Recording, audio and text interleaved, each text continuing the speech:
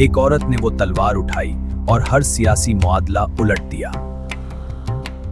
उसने मर्दाना निजाम को खुलेआम चैलेंज किया और दिल्ली सल्तनत के तख्त पर बैठी। इसका नाम था रजिया। मियाना दौर की हिंदुस्तानी तारीख में ये पहली और वाहिद खातून हुक्मरान थी जो सुल्ताना नहीं बल्कि सुल्तान कहलाई, रजिया सुल्तान। जब अमीरों ने उसके बाप की वसीयत को नजरअंदाज किया और भाई को तख्त पर बिठाया तो ये एक तबाहकुन गलती थी, क्योंकि उनकी गुरूर में वो उसकी अजीम सियासी जहानत को पहचान न सके। ये है इस शहजादी की कहानी जो शतरंज की मेहरा बनने से इनकार करती। हमारी कहानी शहजादी से नहीं बल्कि इसके बाप सुल्तान अल्तमिश से शुरू होती है। वो 13वीं सदी के हिंदुस्तान का अजीम तरीन हुक्मरान कहलाता है। 1210 में सुल्तान बनने पर उसे एक ऐसा सल्तनत मिली जो फौजी ताकत तो रखती थी। अल्तमिश ने दिल्ली सल्तनत को हकीकी मानों में कायम किया। सल्तनत 40 वफादार कुमरात को कबिया तुर्कान चहलगानी।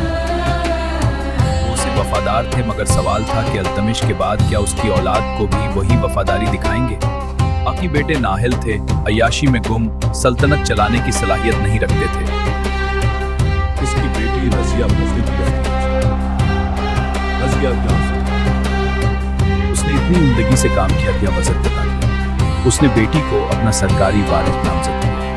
अप्रैल 1236 में सुल्तान अल्तमिश की मौत के बाद दिल्ली सल्तनत में गद्दारी और साजिश का नया मौसम शुरू हुआ।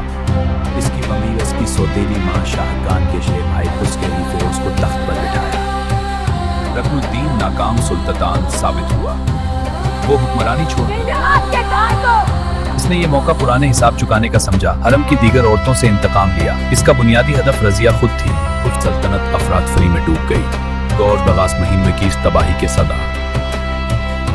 हत्ता के चहलगानी जिन्होंने ये उरूज मुमकिन बनाया माँ बेटे के तरीकों से तंग आ गए, जबकि भाई अय्याशी में और माँ साजिशों में। यहाँ हमें रजिया सुल्तान की सती हकीकी पहचान मिलती है।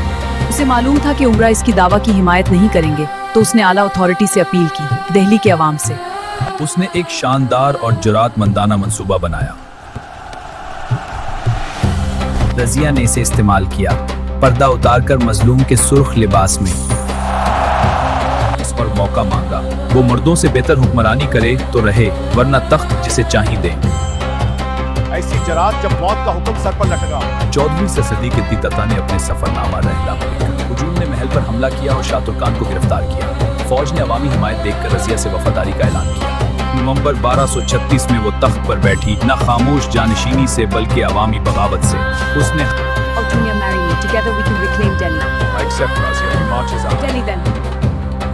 वो इतनी ही हुक्मरान साबित हुई जितनी उसके बाप को यकीन था। मगर रजिया की हुक्मरानी में औसी को गुंडा देबा देदा वो दुरुस्त जिन्स की नहीं थी। रजिया ने चहलगानी की ताकत तोड़ने के लिए गैर तुर्कों को आला ओहदों पर लगाया। जब ये दो ताकतवर कुव्वतें टकराएं तो एक का तबाह होना लाज़िम था। अगरचे उसकी हुक्मरानी मुख्तसर थी, रजिया सुल्तान की कामयाबी अजीम थी। उससे पहले रजिया सुल्तान की कहानी सुनकर बहुत अफसोस हुआ। क्या वाकई इस किताब में छुपी कहानी सच है?